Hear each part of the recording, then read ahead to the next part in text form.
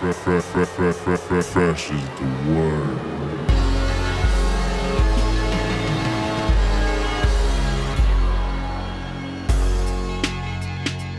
Welcome to the Fresh is the Word podcast.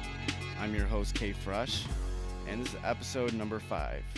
And for this episode, we have a bona fide punk rock legend, Doyle Wolfgang von Frankenstein. Yes, formerly of the Misfits.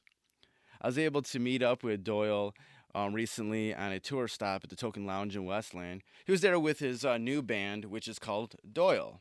And before they hit the stage, I was able to kick it in the tour bus with him and the lead vocalist of the band, Alex Wolfman's Story.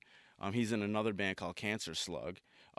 Doyle is a little bit more heavier music than you might think of with the Misfits, but it's a pretty kick-ass album. They put out an album a couple years ago called Abominator. So yeah, I was able to chat with the two about the band, and even talk with Doyle about the time when he was with the Misfits and they were on WCW Wrestling with Vampiro. So let's get to the interview with Doyle and Alex Story. All right, how you doing, man? Doing great. How you doing? I'm doing great. So how's the tour been? Lame.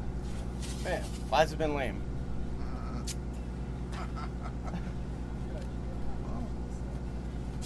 United States is pretty good. United States. That, Why. it can be kind of tough, like especially here in Detroit area. That's what we are. Detroit. Yeah, can be kind of tough, you know. Oh, Alex Story's over here. How you doing?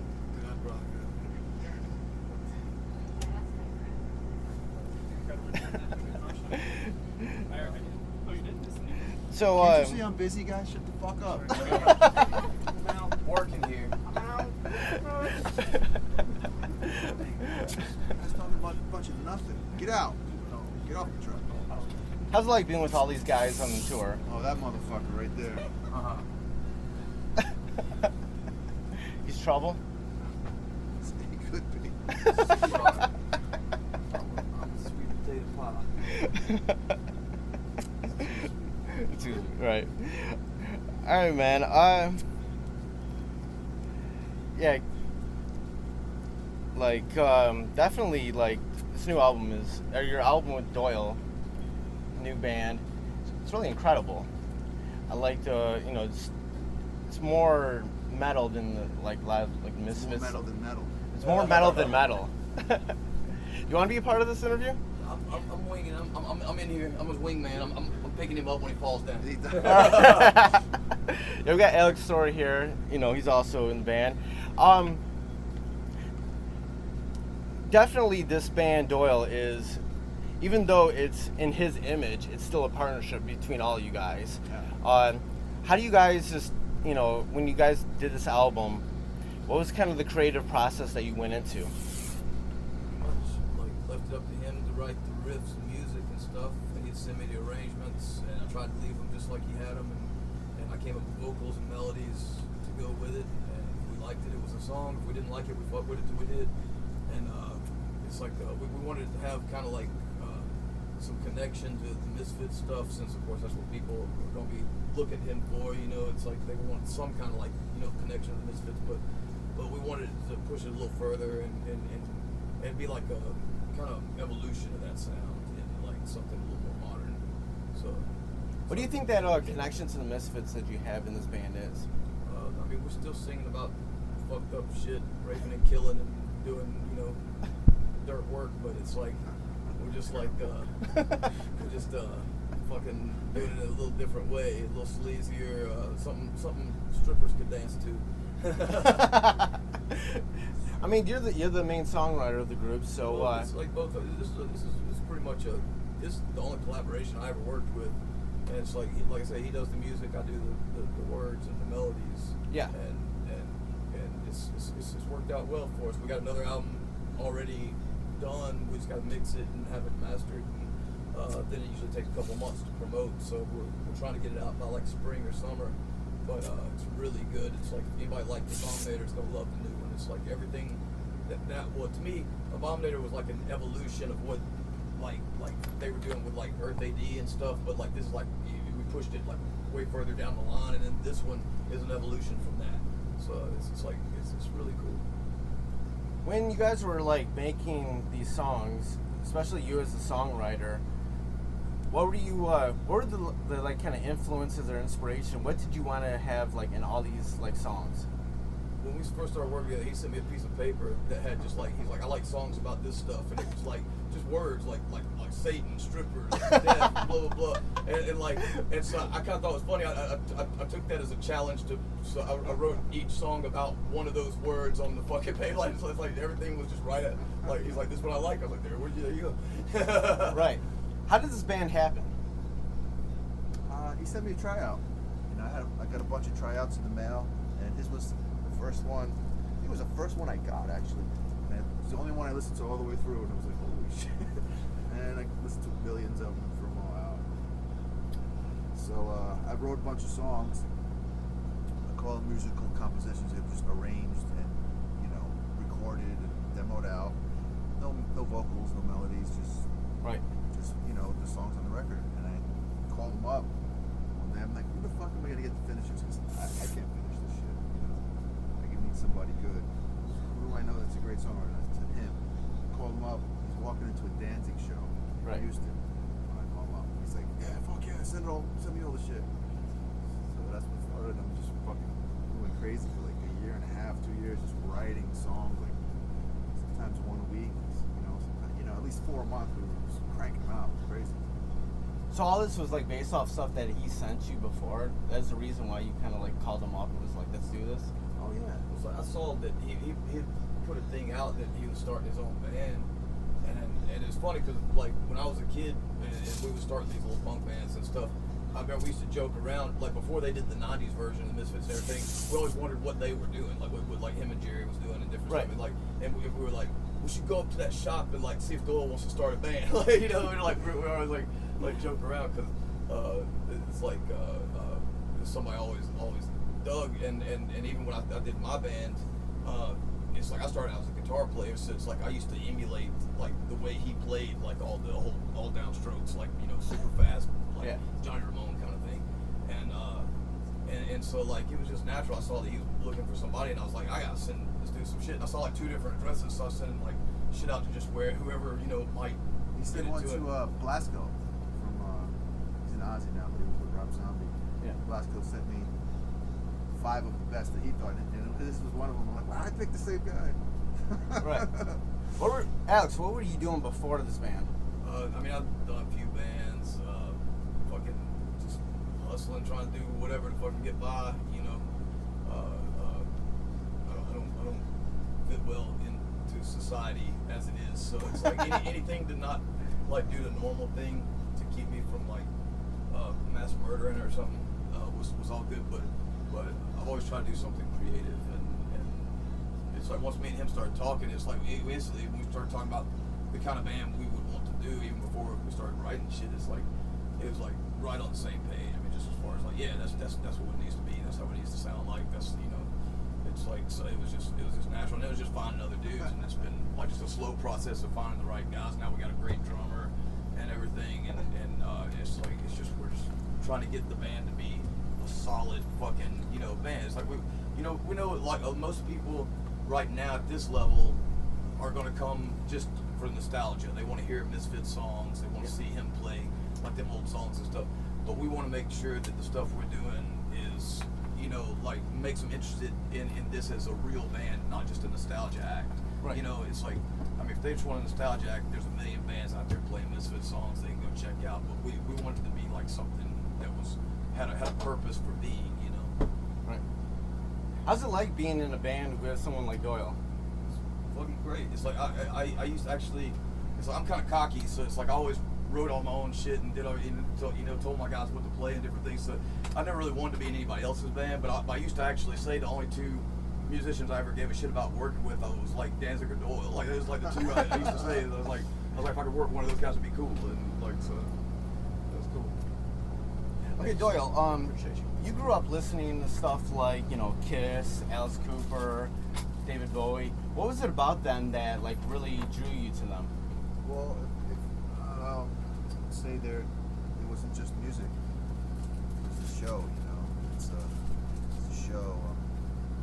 To me, you know, you don't roll out of bed with whatever you got on that day and get on the fucking stage.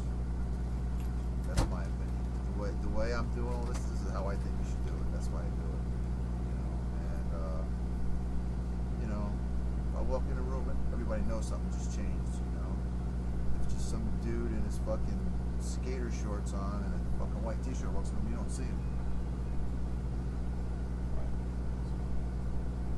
I mean, would I have an action figure if I just wore normal clothes? Exactly. No. Exactly. When you guys are like creating these songs, when do you know that the song is right? That's good, you know. Yeah. You know what it is? When it fucking makes you go crazy. Like, yes. I mean, we listen to our own shit, like just like the way anybody else would. It's like you want to make the record that if you were going to a record store, I mean, even though record stores don't exist no more, if you were going to go into a record store and buy a record, you want to make that record that you were looking for, the one that this is what I wanted to hear. And like if you pull it off, you know, it's like, I mean, you spend so long working on an album with the writing and the playing it and then the recording, the mixing, all that shit, that like, if you weren't really into what you do, you'd be so sick of it you couldn't even stand to listen to it. But I mean, we still throw on Abominator and jam it because that's the type of shit we like, you know. And that's when you know you're doing it right. It's like when after all that process, you can still listen to it. That's the best thing about that record I like is when once I sent the stuff to him and it comes back, I don't hear me on it anymore. It's just like a band to me. You know, just like some band I'm listening to. So when I would get them in the mail, it was like I was getting a brand new song from one of my favorite bands nobody's ever heard, you know? Right. And I'll put it on when I work out, you know? Like, you know, that's how I rehearse, you know, before the tour. I'll listen to the album a lot. When you listen to the album, what is it about Alex's songwriting that really sticks out? He's the hook master, man. And he's got a great voice. You don't ever get tired of listening to him sing. He would send me these like demo versions, and they sounded fine just as instrumentals. Like they sounded like you could hear that as just like an instrumental track on a fucking album, like that. And so it's like you wanted to put like melodies and things. You know, it's like I like sing along stuff. I like stuff that like to me like the album is fun, but you really want this is like a live band. You have to go to the show. You have to see it to really get it. You have to, you know, and I wanted like these anthem type songs where you really get the, you know, crowd into it, singing along and stuff. And we did even before the album came out. You know, by the time the second or third chorus would come around, people would be singing along. Like we went on a tour opening up for Danzig, and we were playing some of our stuff, just trying shit out. You know, spitballing it, seeing how it went over with the crowds, and it, you know, a song like Cemetery Sex, about halfway through the song, people were singing the chorus, and that's when you know that like you're doing it right. To me, a good album like changes the atmosphere of the room. It's like you can be in one kind of mood or whatever, and you put that album on, and the whole fucking room changes. It's like it's the soundtrack to that moment, and I think we really hit it out of the park on the first one. And this next one's even moodier and darker, and it's got a lot more dynamics to it. The first one, we just wanted to come hard. We just wanted to fucking show that we wasn't fucking around. Right. You know, that we're still fucking, you know, aggressive, and it's all attack. But this next one, it's all over the place. There's so many different kinds of moods and things, and together they fit really good, like as bookends. With the first Doyle album, Abominator, you put it out yourself, own label, whatnot. How do you expect to put out the second one? We're gonna shop it. Because the problem we're having that we're finding out is nobody knows I have a fucking band.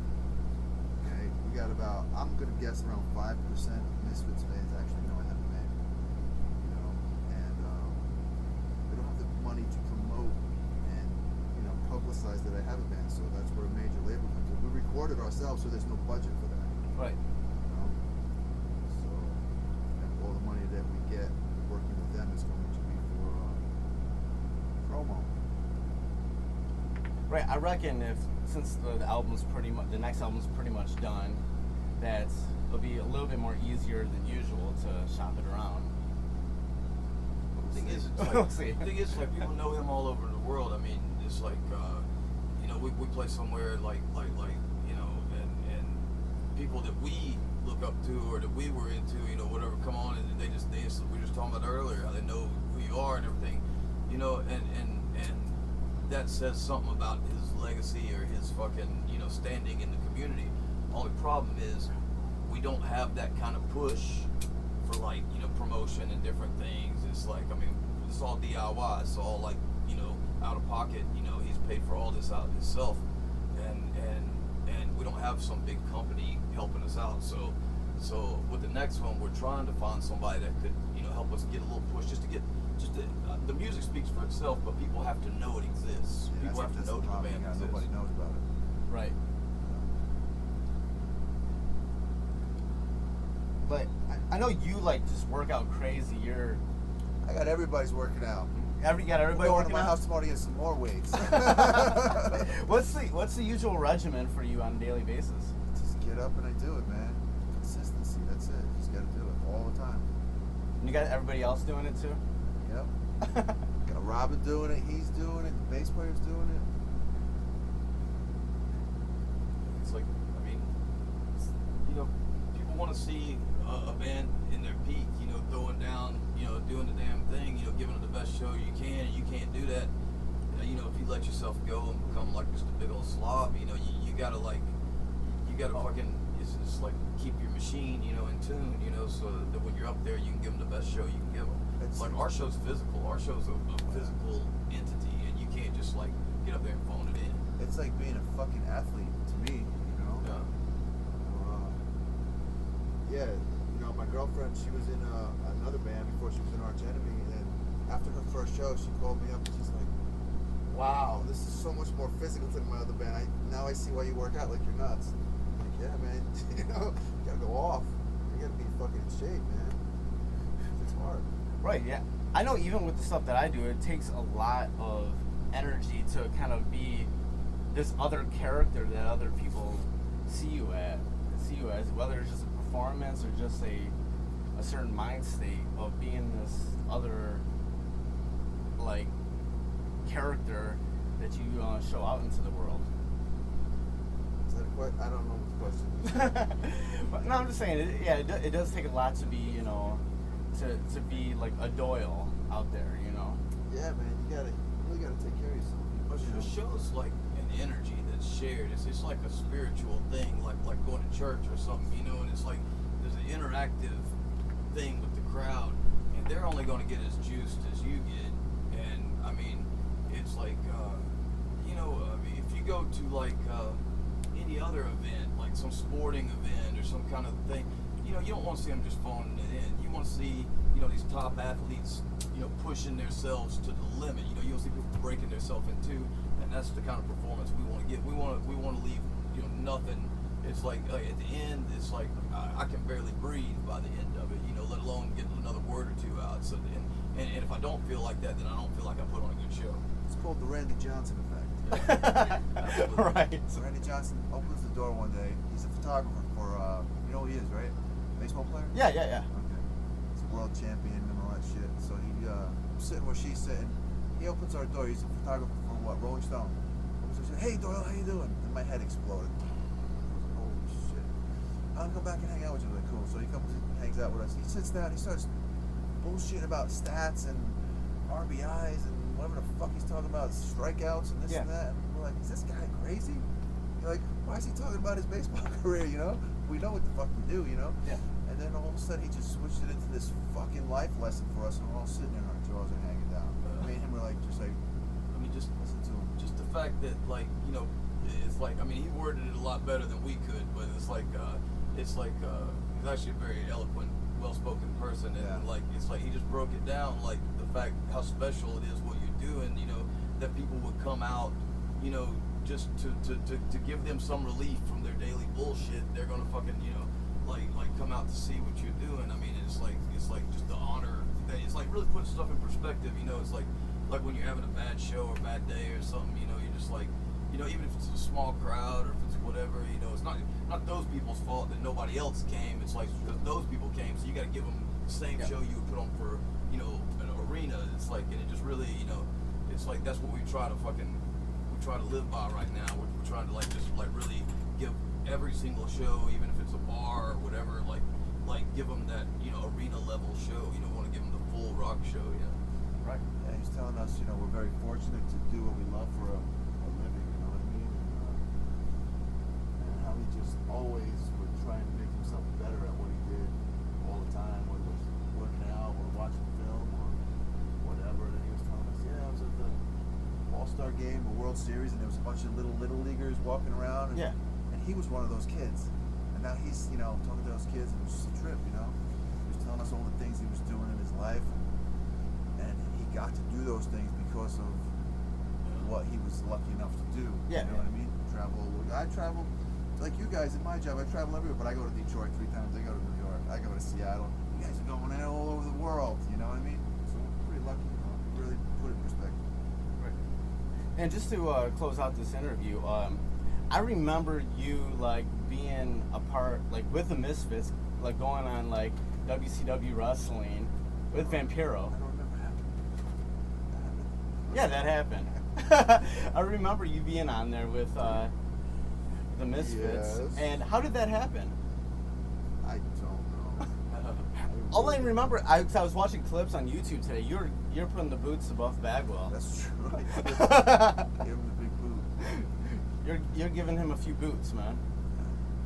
Yeah, part of this this podcast is about wrestling too. Oh, you is know? it? Okay. Yeah, so I definitely I hate want to wrestling, bring by the way. Not a fan. That's fine. But I will tell you something about it. It's real. It's fucking real. That shit's really happening. Even though it's Don't predetermined, get in the way. it's 'cause still happening. it's still happening. It's physical. It's like still fucking physical. real. Oh no, it's real. Yeah, Only thing that's fake is who's gonna win. yeah. But you know, you fall 15 feet off the top rope onto the cement, onto your elbow. Guess what? That happens. That hurts. That's just fucking happened. Yeah, you gotta know how to win. When I was there, one of the guys, one of those little luchador Mexican guys, shattered his elbow. He had to finish the match. There's no stopping. Right. He just kept going. I was like, you're fucking nuts. I would have been out. You just tell me that story about those dudes coming to the show, but they had to run by the hospital to get patched up for broken eye sockets and ribs and shit. Vampiro comes to like the first show we did. He's like, oh yeah, we're gonna come back to the show. He's with Guy Smiley. You know who that is? I don't know. I think He's like, well, he's got some broken ribs. I think I broke my eye socket. We'll be right back. We're gonna go to the hospital. It ain't no joke. Yeah, it's crazy. You guys are nuts. They're all killers. They're all insane. Big dudes. Big. Yeah, but I saw you put a few boots in It's in the contract. All right, man. Yeah, thanks for taking time to do All this right, interview, man. I'm glad I was able to talk to you guys. All right. If I get a picture with you guys.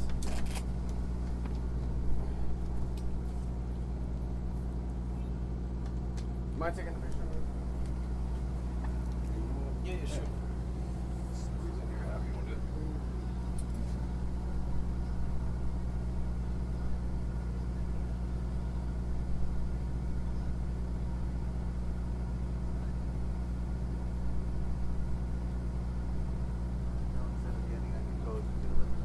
How about people do this with the camera?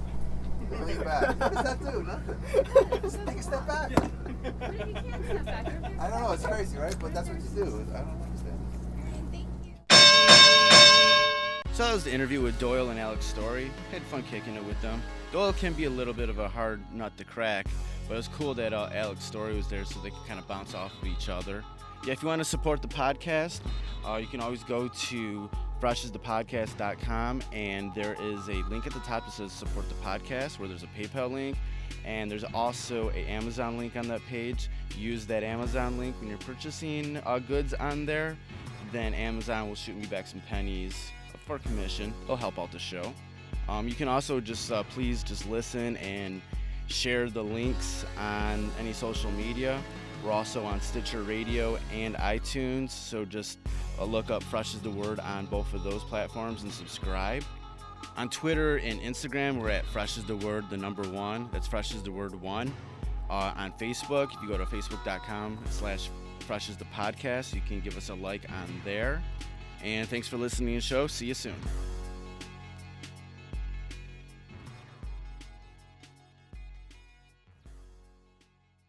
Fresh is the word.